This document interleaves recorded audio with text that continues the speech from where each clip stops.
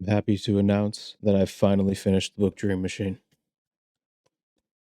It only took me maybe a million years to finish this book, but I've finally gotten through this immense tome of human knowledge about computation. And I have to say, this book was a masterpiece. Its ability to draw a complete narrative from the beginning of the 20th century to where we ended at the end of the 20th century with the passing of JCR Licklider, and the scope of this man's life, and being able to tell the whole story and reaching into tendrils about other people that were involved in computation was just amazing, right? It was just, if you like computers and you like the history of computers in particular, and you're curious to be a little bit more informed when people are kind of just spouting random technical crap into your face, check out Dream Machine. Dream Machine is definitely a great book to understanding that computation, the internet that we know wasn't a foregone conclusion. And we're going to talk about that with the conclusion of this book today. So the essence of Barron's network packets, a decentralized architecture, computer routing, was the same as his. So why hasn't Barron's been adopted already? Because it was too far ahead of its time, apparently. AT&T engineers, most of whom had spent a lifetime perfecting their circuit switching network, found Barron's packet switching concept ludicrous. Son, Barron remembers one telling him with exaggerated patience, this is how a telephone works. I want to highlight this idea of being too far ahead of your time for scientific kind of findings and theories.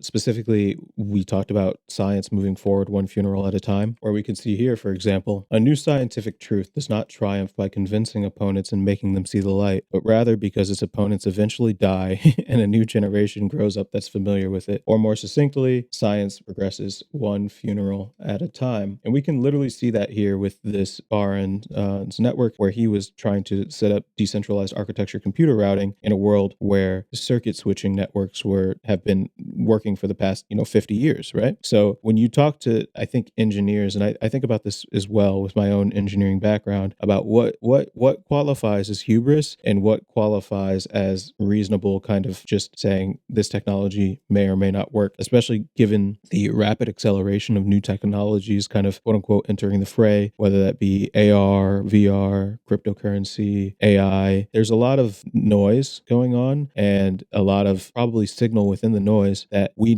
might not be appreciative of. I think that personally, there is a good chance that a lot of the technologies that are being created today aren't made for us. And I don't mean for us as in like for me or for you who's watching this video right now.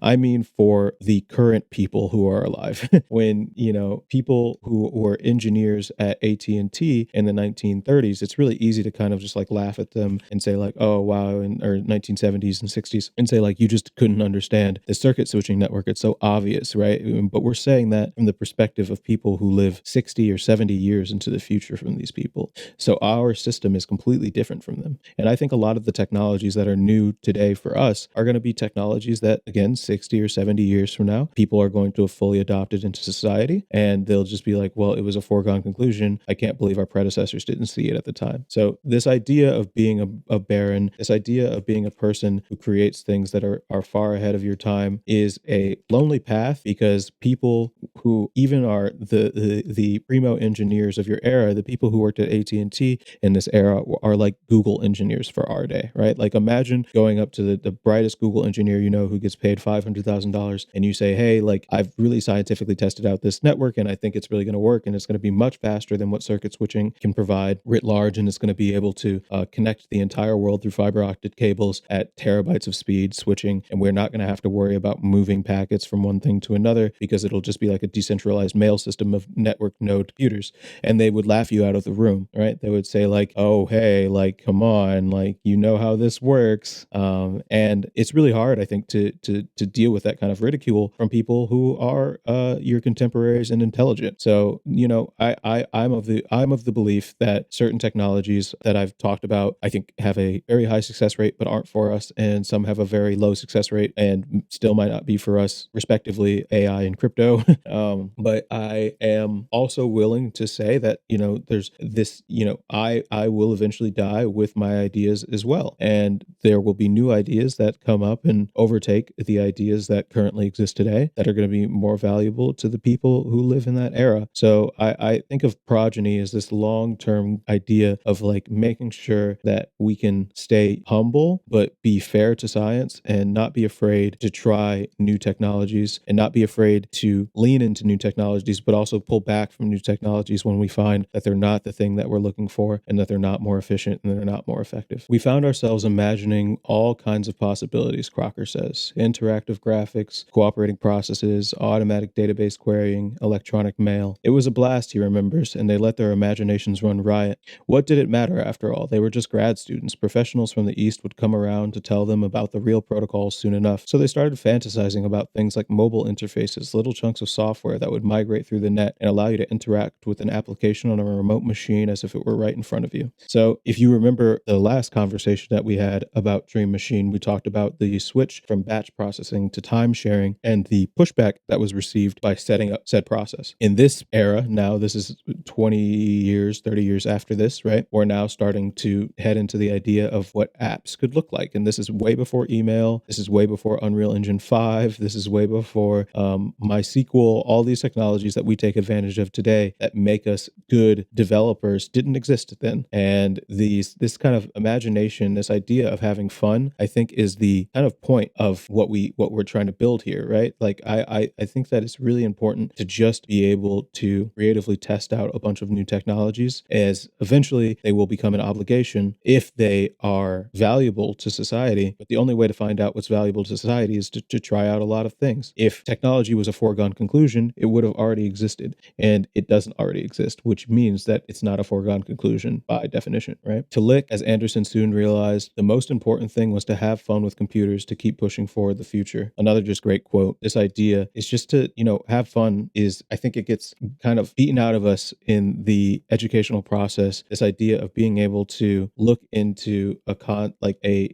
have that kind of childlike wonder and passion to create something new just because you feel excited about creating it. And that finding of just the new and the beautiful and the fascinating actually creates work that is also novel, unique, and valuable. And I don't think that those two are mutually exclusive. And in fact, I think the more fun that you have, the more likely you are to stumble upon something valuable because you're spending so much more time just working in that sphere of thought, and you're diving much deeper than you would have if you were forced to do it, for example. So now let's talk a little bit about information kind of transferring and what does information really look like. And I never liked the idea of the information utility notion, which I first heard from Fano. Information isn't natural gas. It doesn't come from one place or a few places. It comes from all over. So you'll remember that when we look at like the graph view of Obsidian, for example, all of these nodes represent different informational points on a graph, but none of them are really centralized, right? Like we have things that are kind of central nodes that own a lot of other nodes, kind of quote unquote, where they're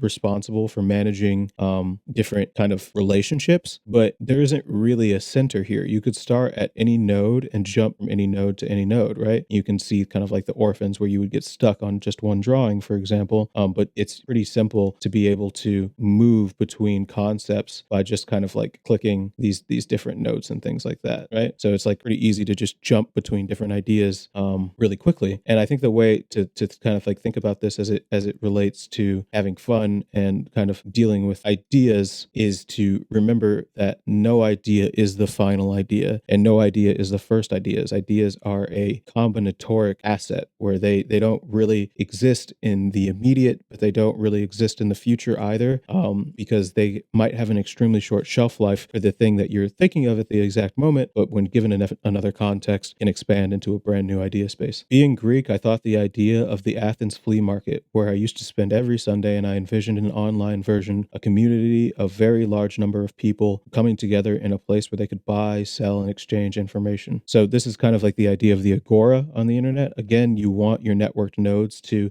be this kind of dense coral reef type architecture. You don't want something too structured because structure will squash ideas. Like you'll have leaders of the thought kind of triarchy that will squash new ideas from entering because those ideas might threaten the current ideas of what they believe in. Einstein, for example, was guilty of this, having been an upstart when he created the theory of relativity, squashed the idea of string theory, I believe, after when he was older, because it was a threatened the work that he had spent his whole life doing. Here's an example from earlier in Einstein's career from the Less Wrong, Einstein's Arrogance. In 1919, Sir Arthur Eddington led expeditions to Brazil and the island of Principe, aiming to observe solar eclipses and thereby test experimental prediction of Einstein's novel theory of general relativity. A journalist asked Einstein what he would do if Eddington's observations failed to match his theory. Einstein famously replied, "Then I would feel sorry for the good Lord, the theory is correct." It seems like a foolhardy statement, defying the trope of traditional rationality that is experiment above all is sovereign.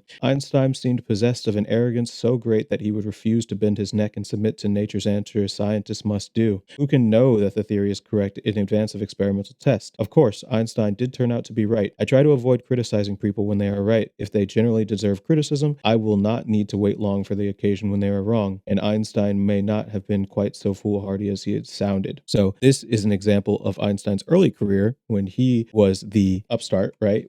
And Sir Arthur Eddington was the incumbent lead physicist of the era. And later in Einstein's career, there were new physicists that came up with new ideas, and Einstein tried to stop their ideas. So it's really important to remember that science does really move one funeral at a time. And as I've said, I think in one of my earlier videos, I think that's a feature, not a bug. It can be hard and overwhelming to deal with new concepts all the time and have that barrage your current understanding of the world. I think software like Obsidian helps with this because you don't need to get overwhelmed nearly as much. You can kind of just place it into your graph and forget about it and maybe revisit it later, as opposing to having to add it to your system of understanding. And you can always edit and modify these things in the future. Final example of this scientific truth of science moving one funeral at a time is there's a story of Steve Jobs where somebody had put him on record talking about the internet in one of the earlier Macintoshes, and they were saying, "How do you feel about this networking thing?" And Steve Jobs was famously opposed to networking early in the 1980s, and he threw a floppy disk at the guy and said, "Here's your network." Right. So obviously, given how critical the internet is to the existence of the iPhone, that tune would very much have to change in the future. So let's talk a little bit about this idea of also broad thinking versus kind of like the engineering of a thing. So here's a quote from The Dream Machine. "Suppose we had just invented the car, and I was asking them to study the social implications when they were still focused on the engine and trying to make it go from 20 miles per hour to 30 miles per hour. This, to me, is kind of interesting because the social implication aspect is something that is only really graspable in the future, right? Like it's only really accessible through hindsight. And one of the reasons that engineers like to spend time on these problems is because they can solve these problems, right? These are the problems that are solvable by an engineer. That being said, these small kind of immediate steps forward on this kind of chessboard of engineering don't really unlock the big 0 to 1 kind of realities that we take advantage of with new technologies. So I like to think of maybe having both. And here's a good example of me just earlier saying that Steve Jobs was against networking, but this is one of the moments when Steve Jobs found out about object-oriented programming, which led to his creation of Next after he got fired from Apple. The climactic moment came when Jobs pointed out that Smalltalk scrolled through text one full line at a time, which made its action rather jerky. He wondered aloud if it couldn't scroll continuously one bitmap pixel at a time. "Sure," said Dan Ingles, Smalltalk's lead programmer. He opened a small window, changed a few lines of the code, and then closed the window again, and voila. Through the modular magic of object-oriented programming, Smalltalk now scrolls continuously. So this is more of, again, like a social implication question from Steve Jobs, who was wondering, hey, like instead of like having this function a little bit better, like couldn't you do a scroll continuous, and that would change like the whole way that people interact with computers in general, right? Like that would be a big deal for people scrolling and doing stuff like this. And he's like, sure, and then just changed it, right? So this is kind of, I think, when engineers can get unstuck by social implications and they can actually have like something to go for where it's an easy fix, the 20 miles to 30 miles per hour, we get to unlock a lot of things. And I think we see that in Obsidian's community plugin sections where people have these brand new ideas and are really easily able to test them very quickly. And finally, we're going to close this video out with a tribute to JCR Licklider, a man who is pretty firmly responsible for the man-computer symbiosis of our era. 60 years later, these next couple things talk about his final couple days of life, and what that experience was like in terms of how people thought about him after he passed. Take all that stuff off. She, JCR Licklider's wife, demanded. She tried somehow to make them understand that this was a man who lived by his brains, whose greatest joys was the playful workings of his imagination. JCR had Parkinson's late in his life, and this was his last couple days alive. He had collapsed and been put in the hospital, and they were able to resuscitate him, but he was mainly brain dead. And his wife Louise, who he had been married to since the 1950s, really compelled the doctors to remove the life support from him, because this is a man who was driven fully by making computers fun, right? Like, his whole idea was to make things that are fun to use and to really think with his brain and experiment. So it wasn't really a life for him, and Luis recognized that. Technology isn't destiny. No matter how inexorable its evolution may seem, the way its capabilities are used is much of a matter of cultural choice and historical accident as the politics is or of fashion, right? And another thing that we can reference here is that government runs by fad and fashion, which I think is a really good quote. I also think that this technology isn't destiny, no matter how inexorable its evolution may seem, is something that I think about a lot as a technologist, where we kind of are in an era where it's like, oh, it's so obvious that this and that and this and that, but none of these things are really obvious. And especially because they're nonlinear, and especially because it takes a lot of money, it takes a lot of ingenuity, it takes a lot of luck, and it takes a lot of timing.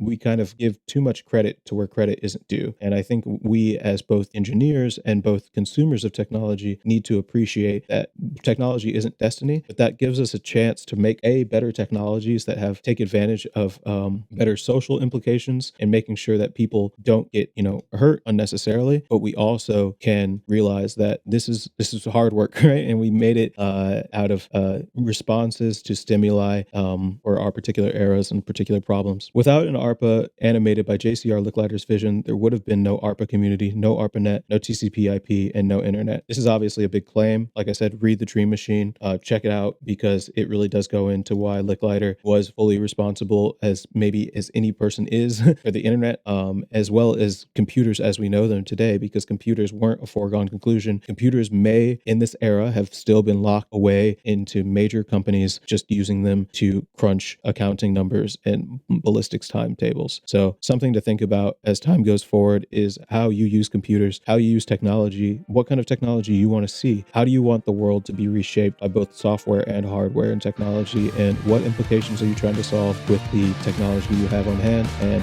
what can you create, and what can you leave to the future? So thanks for watching. I've been Bram, you've been you. Have a good day. Bye.